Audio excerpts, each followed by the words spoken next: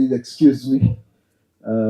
So it's a great honor to come here to Chennai and share some thoughts on this platform organized by the Voice of Tamil Nadu, what is it? Voice of TN.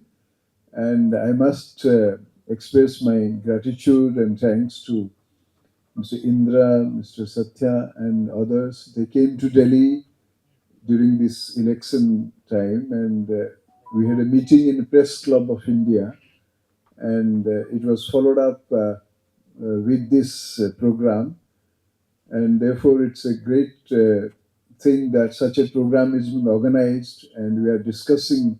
The theme is very, very explosive. You know, theme is you know, whether Modi will accept defeat. I mean, look at the situation in India. There was a time when questions were being asked after Nehru who.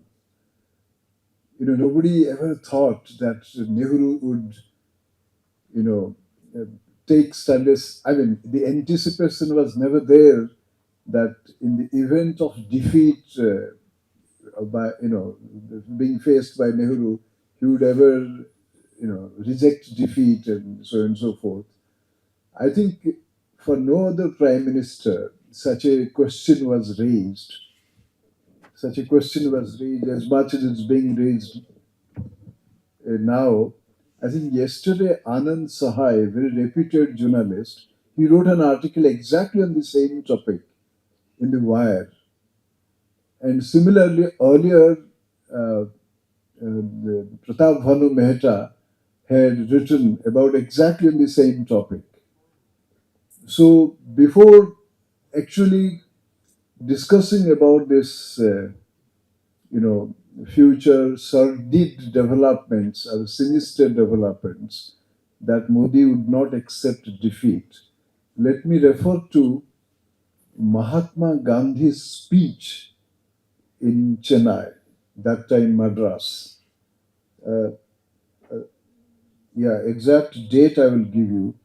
22nd March 1925, almost 101 years back, Gandhi was addressing a meeting in Madras that time, which is now, now we call it Chennai. So when he was addressing a meeting, many questions were asked. That time, some kind of elections were taking place for legislative council. So the question was, whom should we vote? That was the question. Or should we abstain from voting? 1925, 22 years before India became independence, and 101 years back. So Gandhi's reply was very significant. And that reply is very much rather more relevant in today's India, polarized, facing Hindu-Muslim binaries, and most of the binaries are now being referred to by none other than Prime Minister. So Gandhi, when faced with the question, whom should we vote, his first answer was, scan the candidates. We put them under scanner, examine the candidates, and he applied few criteria. What was first criteria? Do they spin or not? During that time, spinning was the basic criteria. Do they put on khadi, clothes, or do they put the khadi just by way of, show off, or do they put it by way of their conviction? Ask repeated questions to them. And then finally he said, the, the voters must ask the candidates, do they believe in the Hindu-Muslim unity or not? Do they believe in the unity of Indians regardless of their religious affiliations? Do they celebrate the unity of Hindus, Muslims, Christians, Buddhists, and all other religious groupings.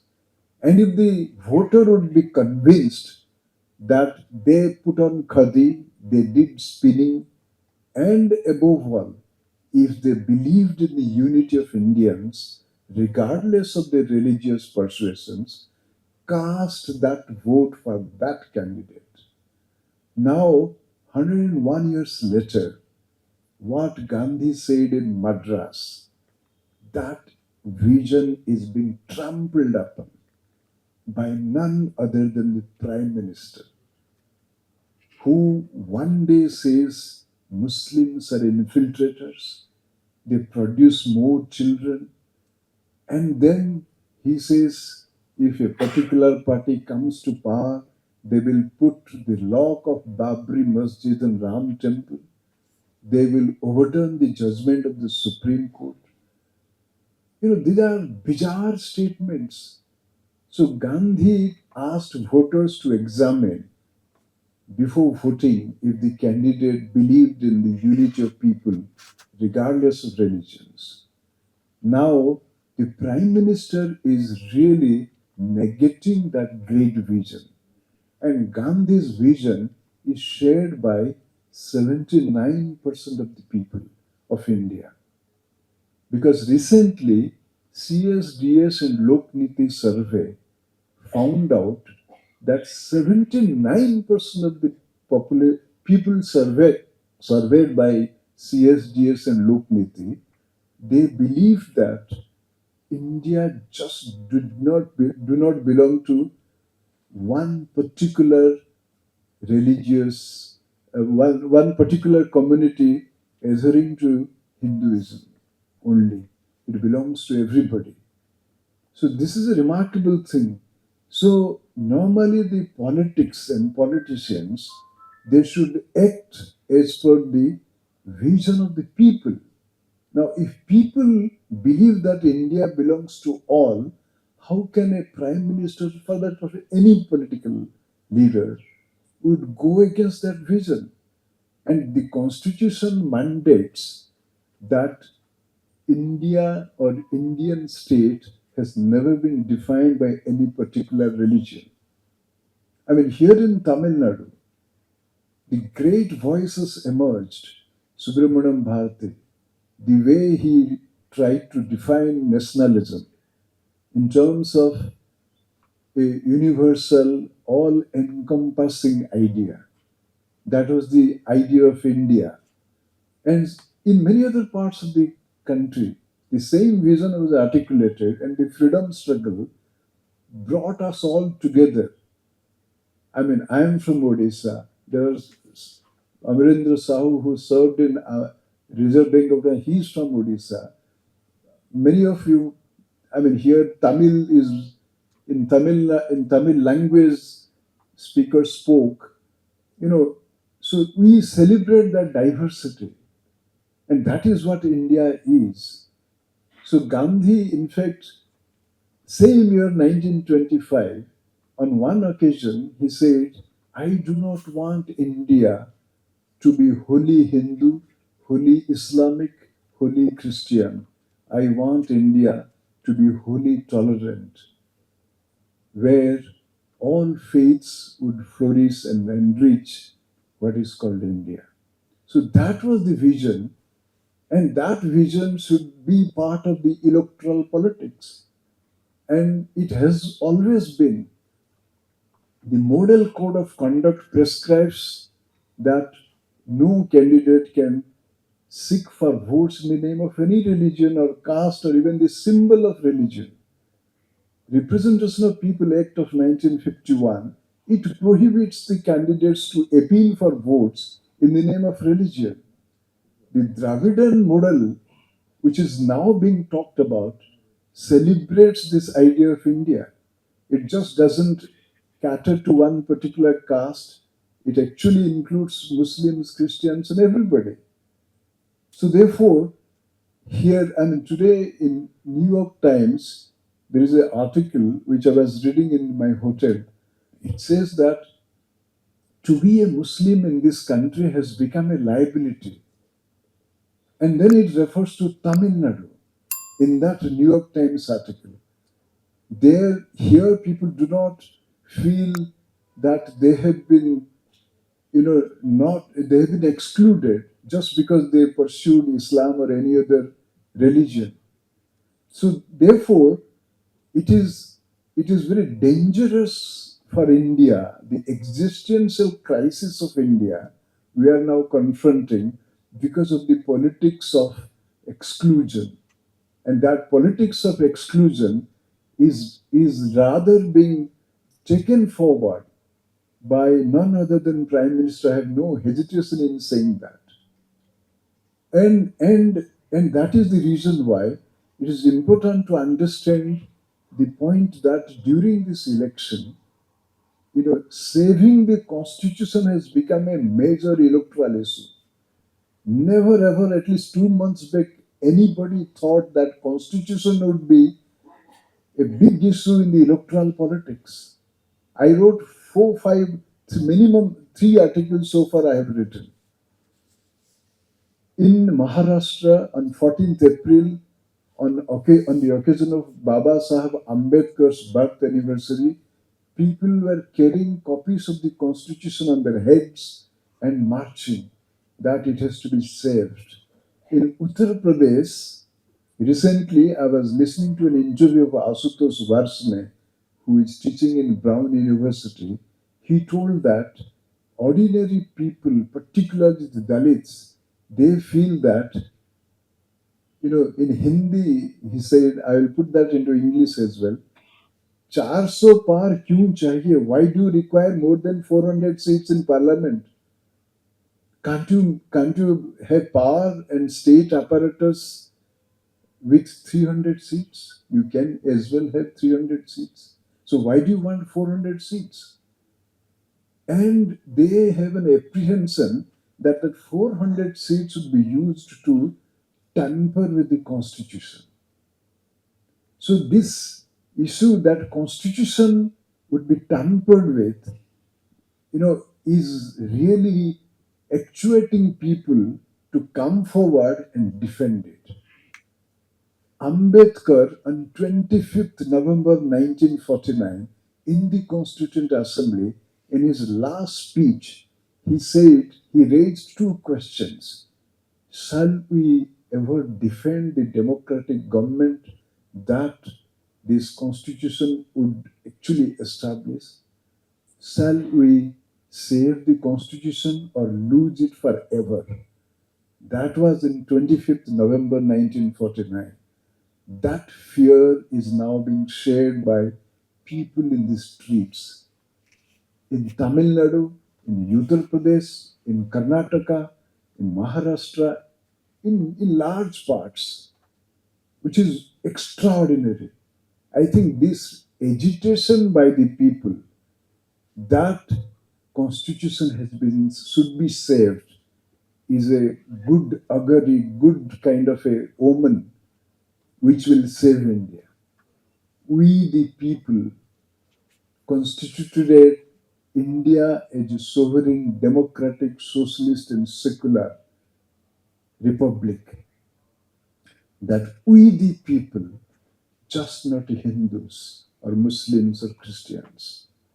We, the people, means regardless of religion, region, language, and so on and so forth. They gave that constitution. Now the people are in the forefront.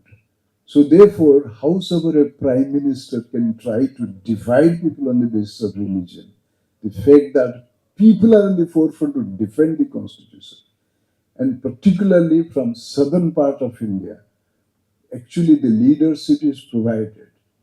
Because here we do not, grapple with this Hindu-Muslim binaries or divisiveness, be it Kerala, be it Tamil Nadu, as large parts of Karnataka, and so on and so forth. Therefore, you know, the constitution has to be followed. And the question that is being raised that whether Modi will accept defeat or not. Again, repeated questions are asked. Is election commission being compromised? The answer is yes. It has been compromised. I remember when I was working with President K.R. Narayanan, President of India, in 2000, the Golden Jubilee celebrations of the Election Commission took place. And he went to inaugurate it. In that inauguration speech, he referred to a survey in 2000. That survey showed that people have more faith on election commission than on judiciary. People had more faith on election commission than on Indian army and even on Indian government. That was in 2000, maybe because of the post-TN session effect. Okay, now 24 years later, 2000 to 2024, election commission's credibility is at the lowest level. The Lokniti and CSGS survey indicated that 58% of the people surveyed, they lost faith in the functioning of the election commission.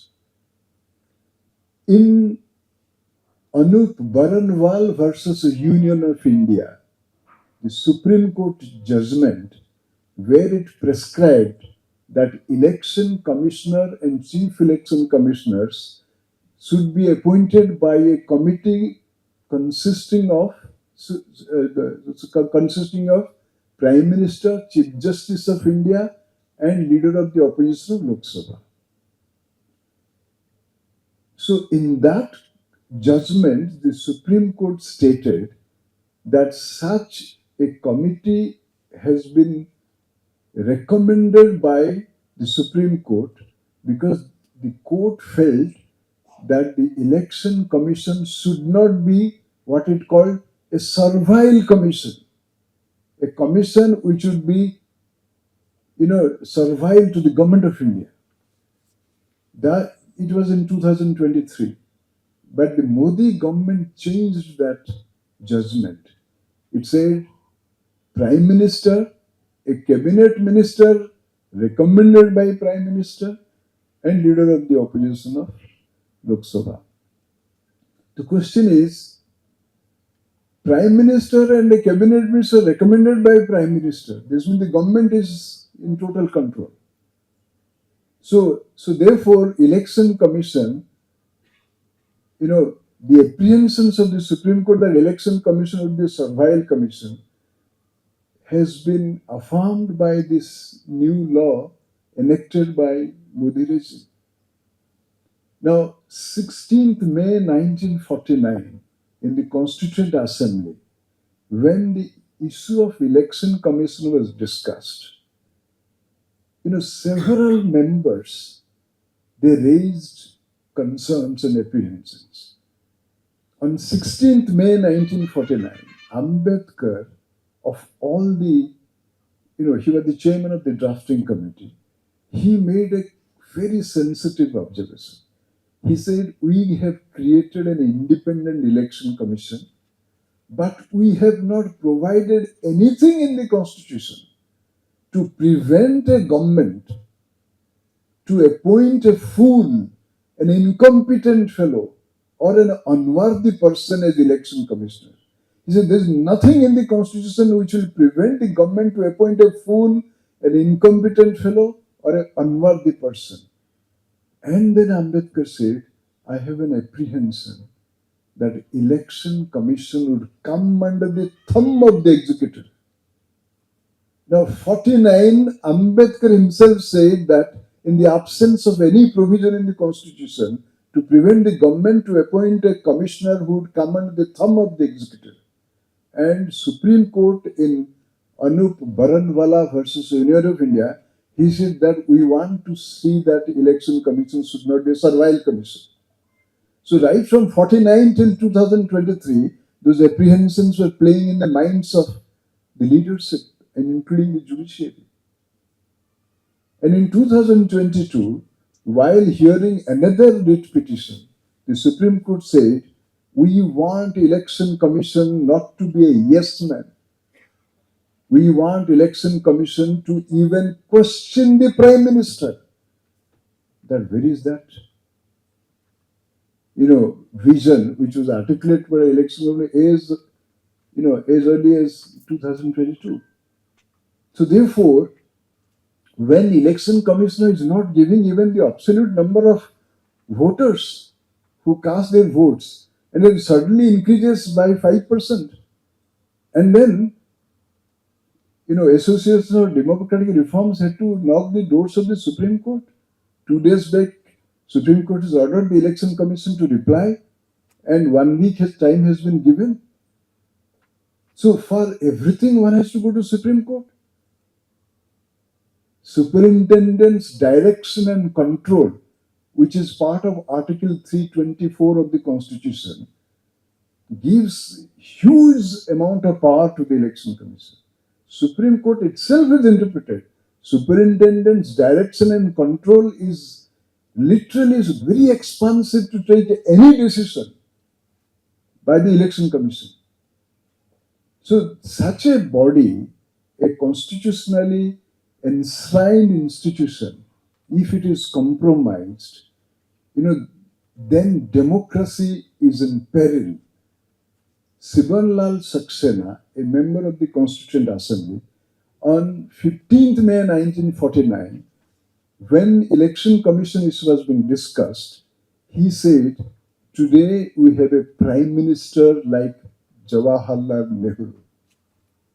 I'm sure that he won't appoint anybody who'd act in a partisan manner, anybody as election commissioner who'd act in a partisan manner. But in future, there may not be a man like Jawaharlal Nehru.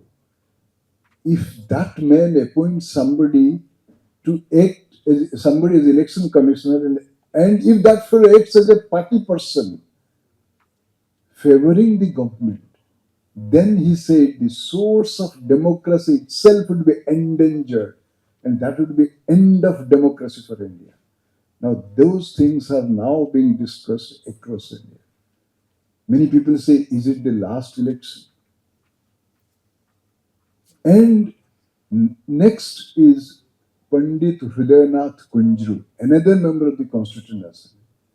He also expressed apprehensions that in spite of everything that is being provided in the Constitution, but then the operation of the Constitution or the Election Commission would be such that possibly the democracy itself will be endangered by the Election Commission if it flouts the Constitution. Now, free and fair election has been declared by the Supreme Court as part of the basic structure of the Constitution. Now, if you do not provide the actual number of people who voted, already 3 phases or 4 phases are complete, we do not have the actual numbers. Now, people have a right to know, or people have a right to information, and this is a fundamental right. And that right was employed by the Supreme Court to declare the electoral bond scheme as unconstitutional. By the same application of the same right, one can say that election commissioner is violating the basic structure of the Constitution, because free and fair election cannot be actually organized if people are in dark about how many people voted, and suddenly they increase in the context of Tamil Nadu 46 lakhs, in context of some other part of India 1 crore. Who are those one? How are the election commission doing it? Now, today morning I was listening to Prashant Bhushan's interview because he is arguing this case. So these are actually affecting the nerves of Indians. How come election? There was a time when the first election commissioner, chief election commissioner, Sukumar Sen, he was so well regarded for conducting the first general elections, 1952, that Sudan and many European countries invited him to conduct elections. Now the questions are raised across the world about the functioning of the election commissioner, our own election commission, which 20 years back was considered as, in terms of its credibility, much higher than the judiciary. And this was stated by President K.R. Narayanan. Now the President of India is silent about it, which is very, very shared. And then Prime Minister is, repeatedly appealing people to vote on the basis of religion. In Karnataka, he said, when you press the button, you say Jai Bajrang Bali. Jai Bajrang Bali is a religious slogan, and nothing happened. And now he says Mangal Sutra should be snatched away. I mean, again a religious symbol is employed. So so what is the meaning of it? But then when the constitution became a critical issue for the people to defend, certainly Amit Shah showed his love for secularism. He said, no, we will not remove the word secular. This is remarkable. So when there is a pressure from people, and Mr. Alfonso from Kerala, he was a BJP member of Rajya Sabha and minister. He's a great person in the sense, very friendly with me. I often meet him in IIC library and we were together in one seminar on federalism. But when his turn came to speak, he said insertion of secularism in the preamble was illegitimate. It was an illegitimate insertion by Indira Gandhi. I said, sir, if you say that insertion of secularism in the preamble was an illegitimate thing, there was a constitution of Kashmir. It was drafted by Kashmir's Constituent Assembly and most of them were Muslims. There was secularism in Kashmir Constitution.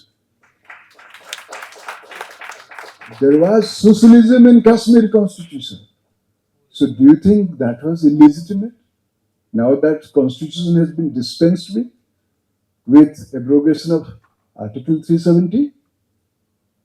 So do you think Kashmir Constituent Assembly was doing a wrong thing? Or do you think because Hindus are in majority, secularism is there, then how did the Muslim members of the Kashmir Constituent Assembly prefer secularism? So please do not link secularism with a particular religion. This is the ethos of India.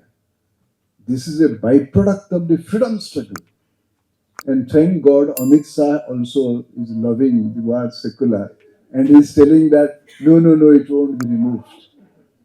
So how did the situation has come to such a pass that even Amit Shah has expressed love? It's because people are defending the Constitution. So this is the might and majesty of we the people. This might and majesty of the republic flows from we the people. So when people are in the forefront, nobody can do anything to India or its constitution. Jawaharlal Nehru, on 13th December 1946, he moved the objectives resolution. That was the day from which the real work of the Constituent Assembly began.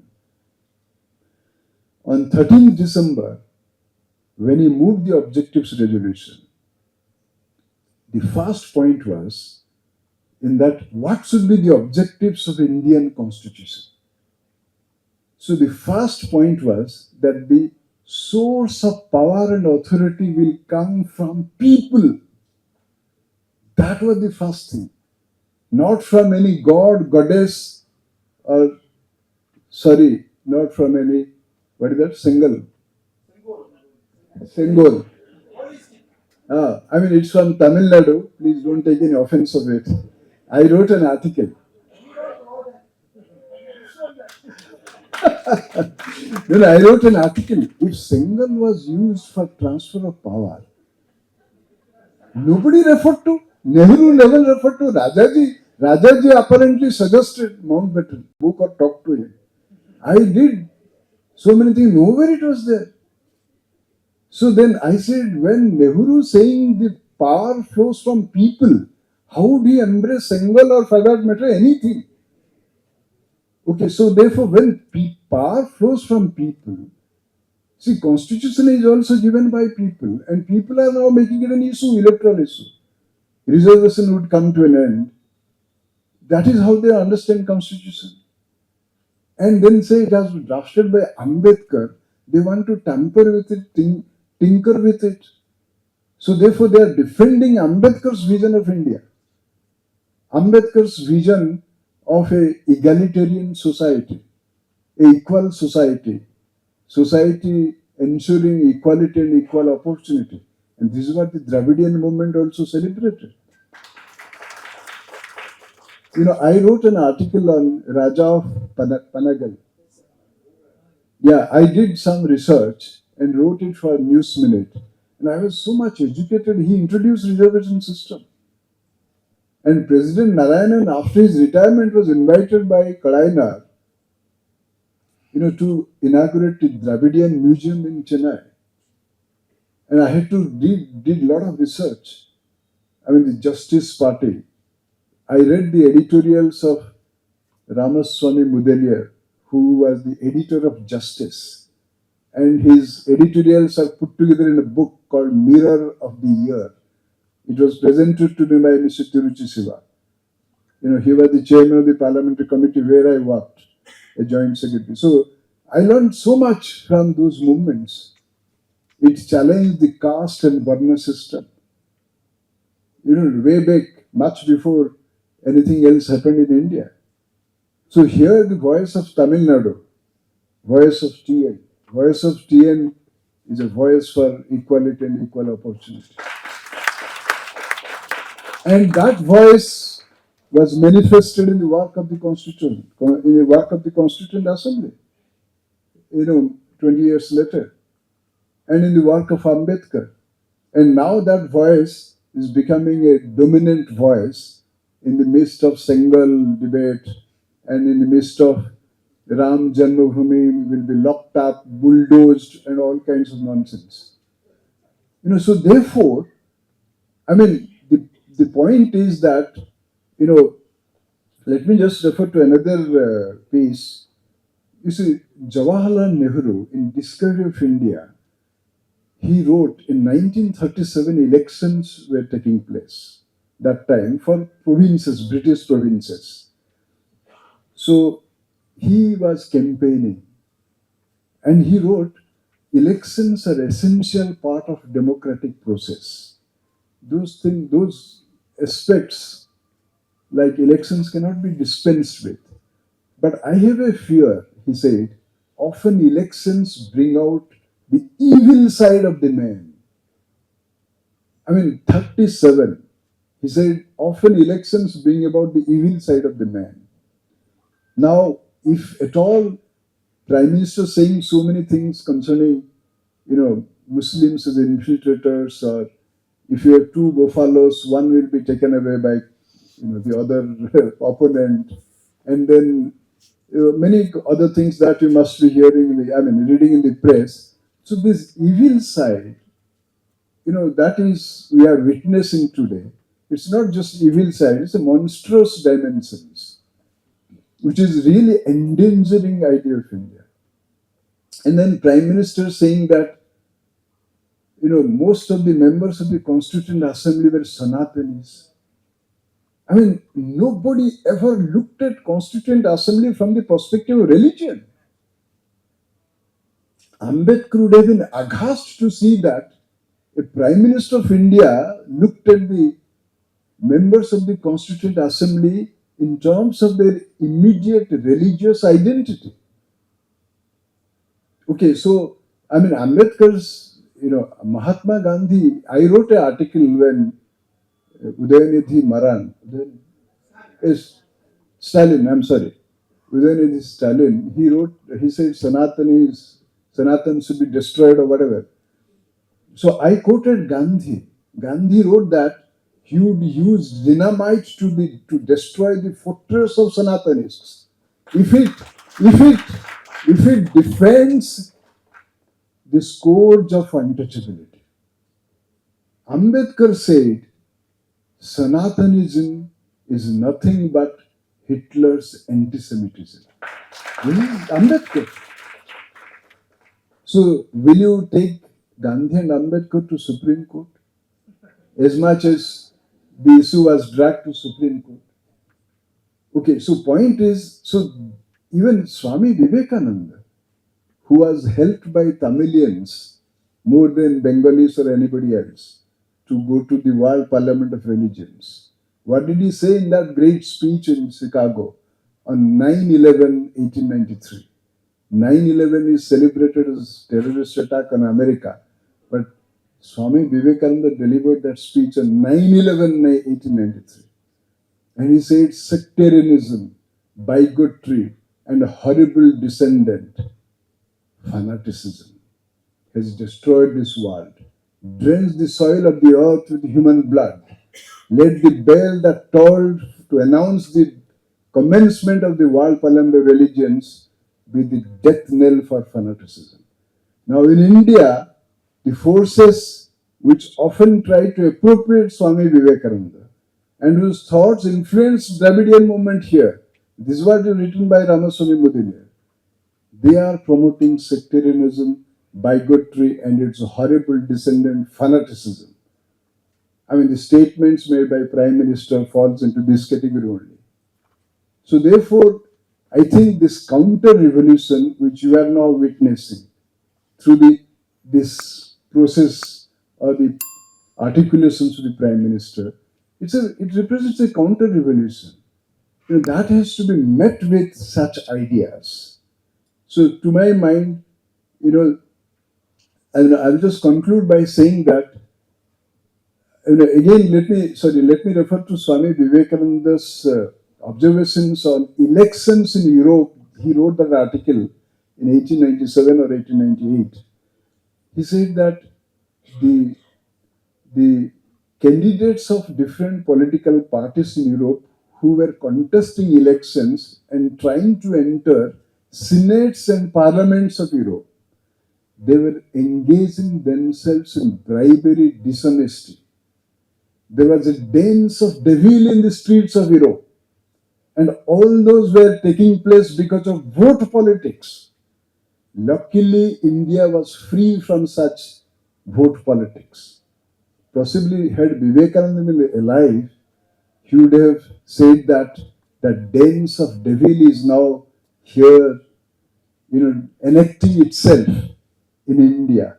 And that dance of devil is manifested in the pronouncements of the top leaders who are promoting sectarianism, bigotry, and upholding its horrible descendant fanaticism. So that is the reason why there is an apprehension that somebody who is driven by sectarianism, bigotry, and its horrible descendant fanaticism, whether he would accept defeat or not. But to my mind, if people have forced Amit Shah to accept secularism, people will force any such, whosoever high or mighty, to say that here is the verdict and you have to accept it. Thank you. அரண்சை நண்பர்களுக்கு வணக்கம். அரண்சை ஊடகம் சுயேட்சையாக இயங்குவதற்காகவே உருவாக்கப்பட்டது. நாம் செய்கிற வேலை உண்மையிலேயே மக்களுக்காக செய்கிறோம் என்பதை நீங்கள் நம்பினால், வாய்ப்பு இருந்தால், இந்த ரேசர் பே QR கோடுக்குள்ளே நீங்கள் அதை ஸ்கேன் பண்ணி எங்களுக்கு உங்களால் இயன்றதை விருப்பம் இருந்தால் ஆதரவு தெரிவிக்கலாம்.